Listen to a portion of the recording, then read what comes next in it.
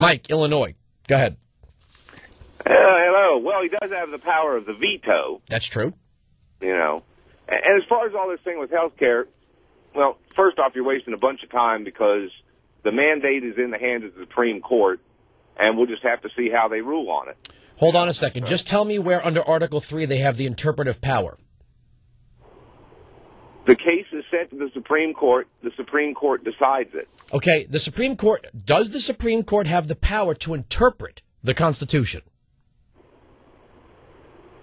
Boy, I don't remember exactly how it's worded, but you send a case to them, they decide it. Okay, and if the Supreme Court is solely bound by the Constitution, including Article 3, their latitude is very narrow. The Congress... Let me ask you this. You're not asking me anything until I'm done. Article 3 provides no interpretive power for the U.S. Supreme Court to interpret the Constitution.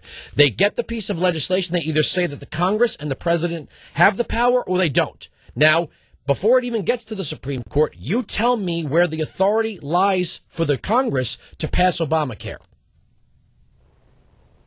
Well, it's kind of a done deal. That's kind of you don't know. That's the problem. Well, okay, that's fine. I don't know. So how does that help us any? So we're just going to, we should just accept all of, we should just lie down and let government do whatever it wants. I'm not saying that at all. Your alternative would be to vote next time.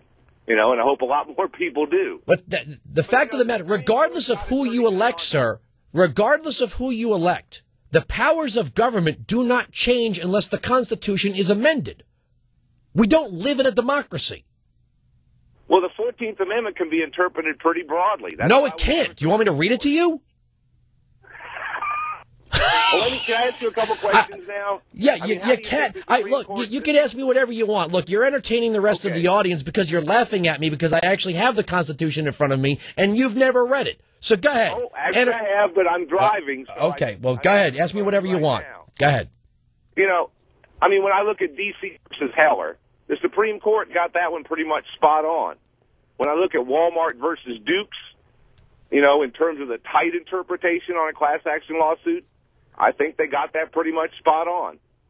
On Citizens United, other than the fact they might have chattered a bit and made it too broad, I think that was pretty much spot on, too. So, you know, I don't think that, you know, I think people are just arguing about a liberal Supreme Court. I'm not seeing it in terms of the decisions they hand down. Well, here's the thing about striking down local gun laws. The Constitution limits the federal government. Well, I'm saying the Supreme Court got that pretty much spot on in their decision. So we'll just have to see how they decide on this insurance mandate. And based on their track record, you know, so far, they've done a pretty reasonable good job, I think. Well, why? But you're missing the point again. Where under the United States Constitution would the federal government have the power to compel you or me to buy anything? Well, you are right on that. The interpretation of the Commerce Clause. The Commerce Clause is sir, we're not governed by clauses. If we were, the rest of the Constitution wouldn't be necessary.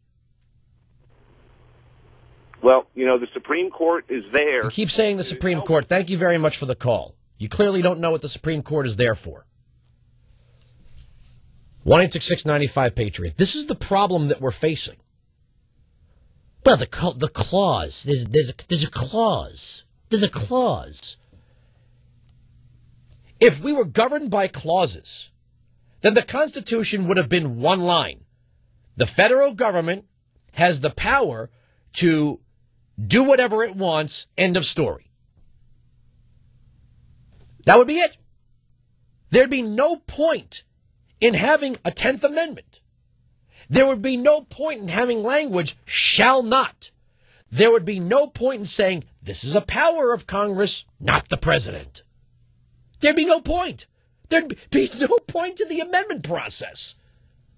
51% of the mob would get whatever it wants, and the government would have all the guns, and that would be it. This is what you're up against. You want to know what you're up against?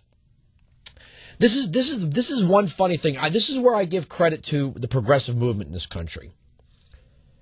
They saw the way to bring their movement to power through the education system, which is why they wanted to federalize it, why they wanted it centrally planned. Because if people don't know their rights, if people don't know the limits of their government, whatever.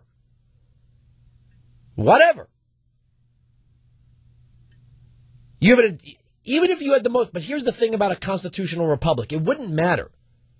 If 85% of the people were dolts who were indoctrinated with pablum in a public school system, the government wouldn't be allowed to do these things because the law would prevent them.